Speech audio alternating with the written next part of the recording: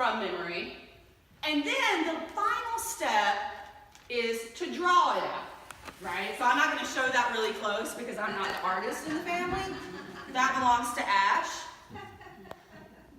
So as I was writing out the words, I am about to create Jerusalem as a joy and its people as a delight.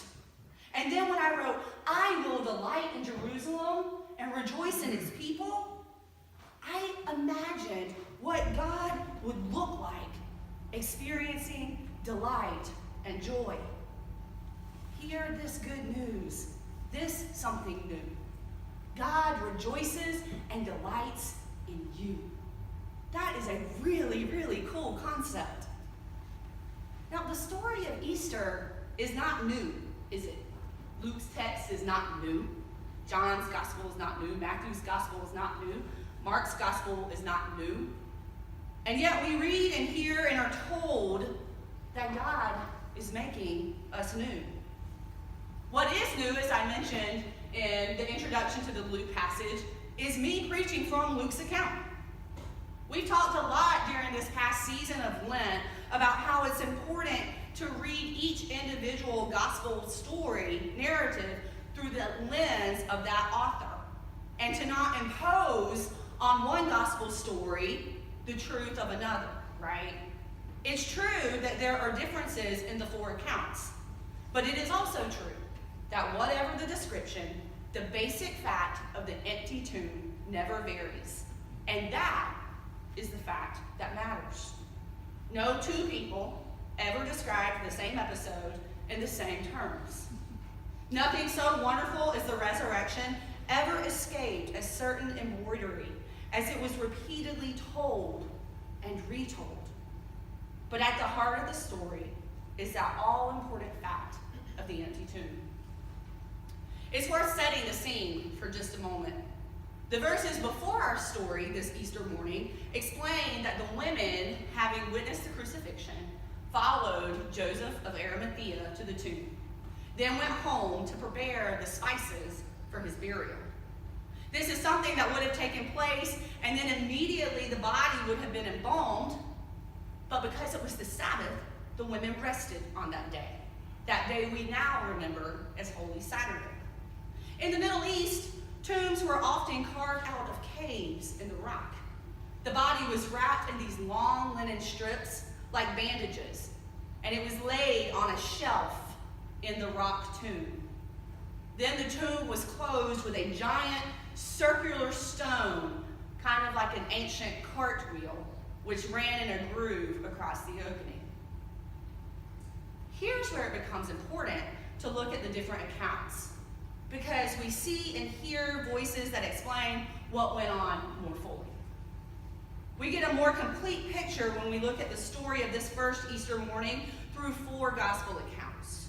It's in Matthew's account, for example, that we read how the stone was rolled away. A great earthquake came about, and an angel of the Lord came and rolled the stone away and then sat on it. It's in Mark's gospel that we hear the women questioning this. How are we going to get this stone rolled away? And it's in Luke's version that we are told when they entered the tomb, they didn't find the body. And they stood there, kind of scratching their heads, being perplexed by this. And it's in John's gospel that we hear Mary Magdalene question the gardener, who turns out to be Jesus, right? But again, the point is clear. The tomb is instant.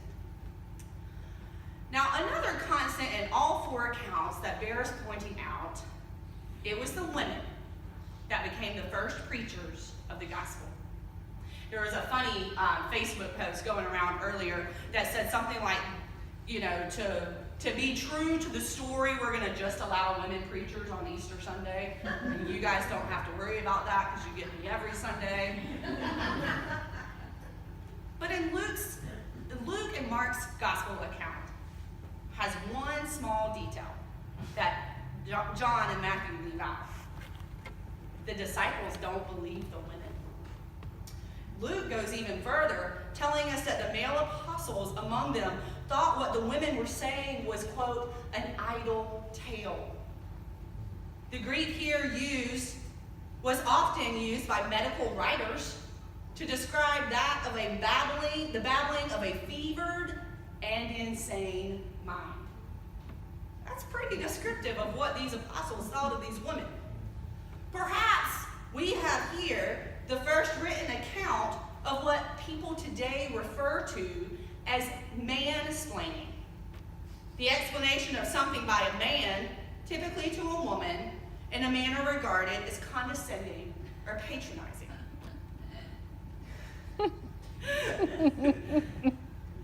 The guys are hiding out. Like I mentioned, these women, they're the ones that went to the cross. They're the ones who wept. They're the ones who followed Joseph to the tomb. They're the ones who, while the men were hiding out in the upper room, went to this tomb to prepare Jesus' body for burial. The apostles didn't believe them. But then we have Peter, who can never just do something balanced, right? Peter's always going on one extreme or the other. He gets up and he races to the tomb. But before that happened, I like to sort of imagine a conversation that took place. And I think it may have gone something like this. Mary comes in breathless from running. Y'all aren't going to believe this, I know, but we went to the tomb to embalm Jesus' body for burial, and get this, he wasn't there. One of the 11. What? That's crazy talk.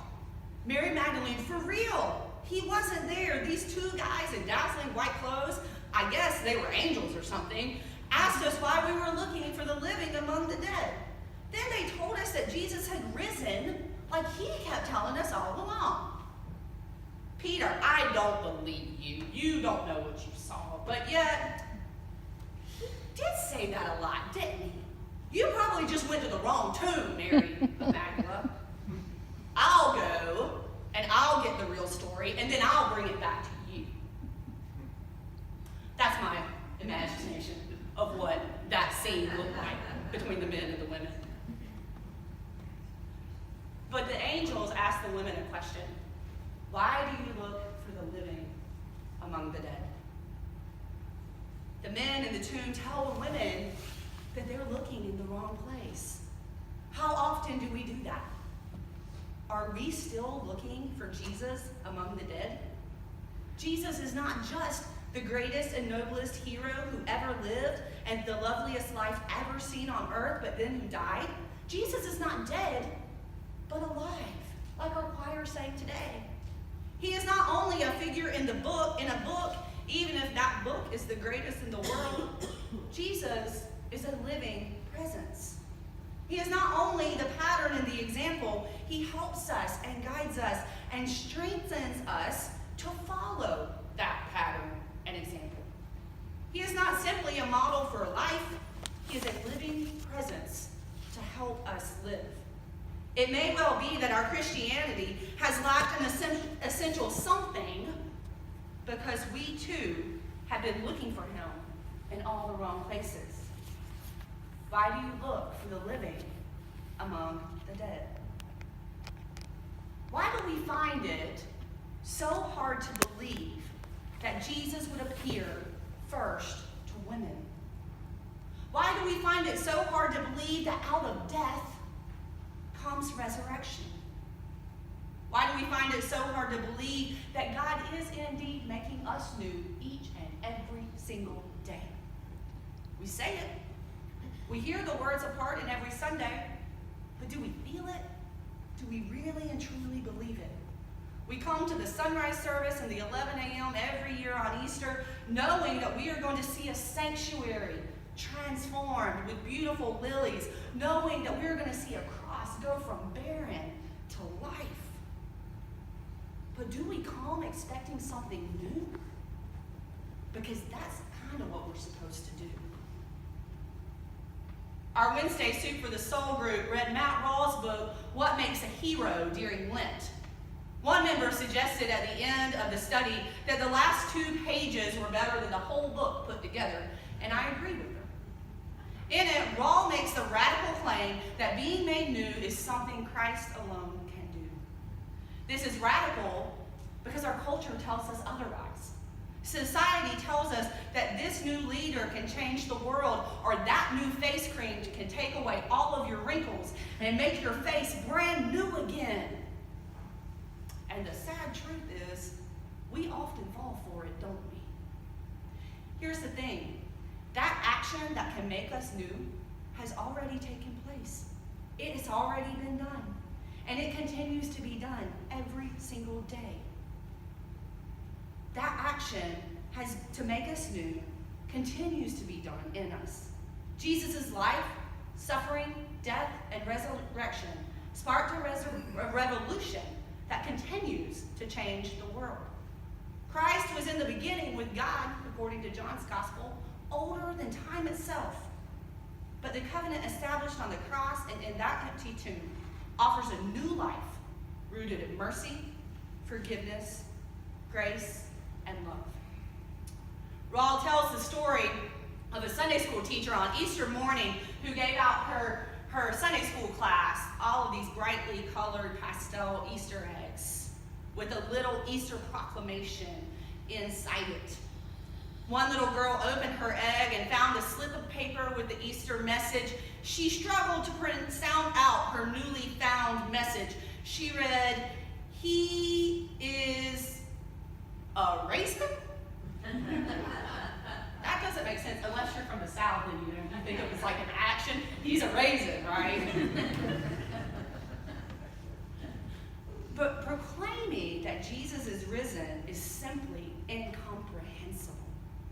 The Easter proclamation that Christ is risen stands in the tension between perception and reality, between form and content, between the way things are and the way, the truth, and the life. Easter is where expectation meets the incomprehensible. The women came to the tomb expecting the stillness and quiet of death, but when they got there, they got two men in dazzling clothes saying, "Why are you looking for the living among the dead? He is not here. He is risen." When expectation meets the incomprehensible, it leaves us with fear and great joy. Resurrection has changed everything. Easter means that death is no longer the end of your story. Death is not the end of the story, which means there is redemption. Death is not the end of the story, which means there is forgiveness. Death is not the end of the story, which means your value is not based on what someone pays you. Resurrection, though, does leave us with fear and joy. There's joy because Christ is alive and death has been defeated. But there is fear in the sense that what Jesus said is true. And now we have to live as resurrection people. That looks like turning the other cheek, giving our cloak, loving our enemies even when we don't want to. Because it's now on us to display the kingdom of God. There is joy because there is life. There is fear because following Jesus means there is hard work ahead. Being resurrection people, being Easter people, means that we take those teachings of old and make them new to meet the needs of our community in this time and in this place. Resurrection reveals that the teachings of old can be trusted and that they can be experienced in a new way. Being made new is not something we put on a timeline, but as I said already, through our connection with Christ, we experience it and are made new every day. Believing in the resurrection does not just mean assenting to a dogma and noting a historical fact. It means participating in this creative act of God's. Resurrection is not a consoling opium soothing us with the promise of a better world in the hereafter. It is the energy of a rebirth of this life. The hope doesn't point to another world.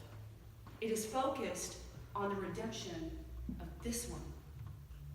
Easter is where we are made new over and over again. Even in this world, even as this morning we woke to devastating news of the explosions in Sri Lanka, of churches and hotels. As Christians were celebrating Easter, we are reminded, though, that death is not the end of the story. We are reminded that Christ is risen through the ashes and is a living presence among us today. This Easter, feel and rejoicing in you, in us, in this church, and in this world. Let Christ make you into something new. Let all God's people say, Amen.